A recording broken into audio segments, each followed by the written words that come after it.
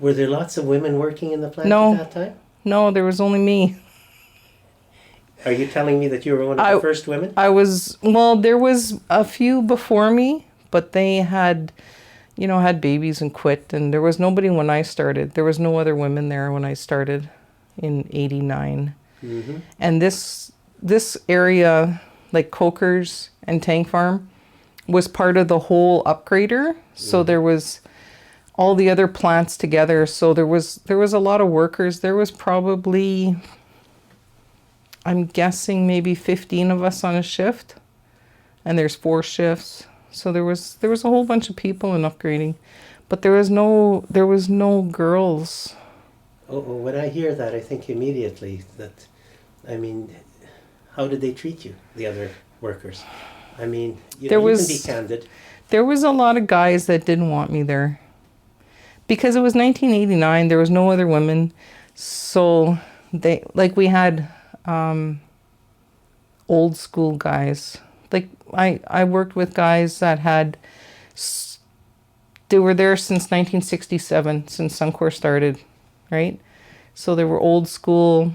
I should have been at home, married, having babies, right?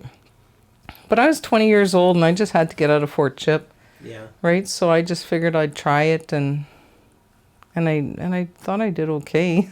Did they insult you, or did they give you the dirtier jobs, or No, how did they discriminate? they treated me okay.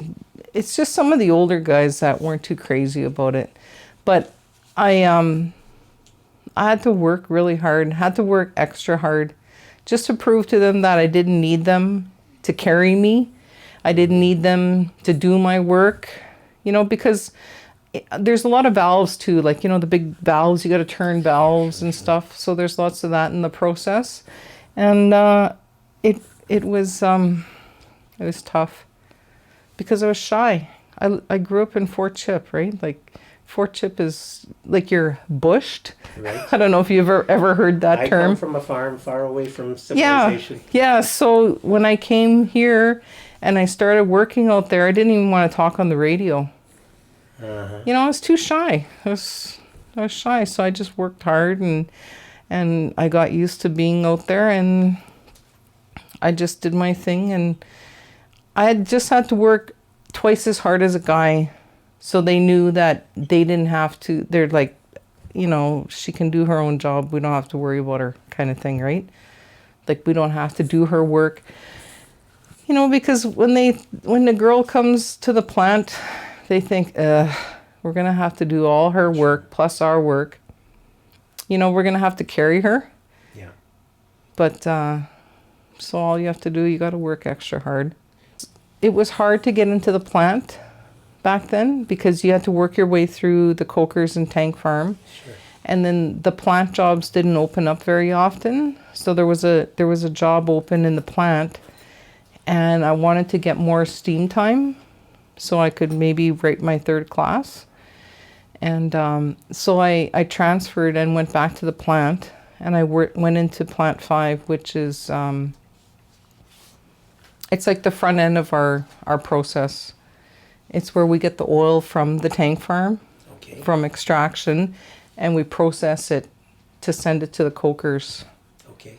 So I went to that progression.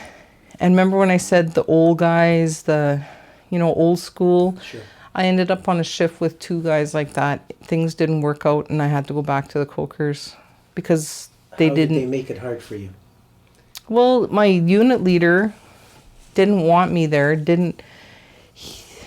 Some people, I don't know, like some people say he didn't want no Indian on his shift. And then the supervisor didn't want no woman on shift because the supervisor was an old farmer. While I was in Plant 5 under this guy, I had a baby. I had my daughter in 1995. On my first day back to work, it was hard enough leaving my baby. He said I was nothing but a fucking embarrassment. And I knew then that it was time to leave. So I couldn't work with him. I couldn't work with the supervisor. The supervisor backed him, on all this. So I went back to the cokers and I had to start all over right from the bottom.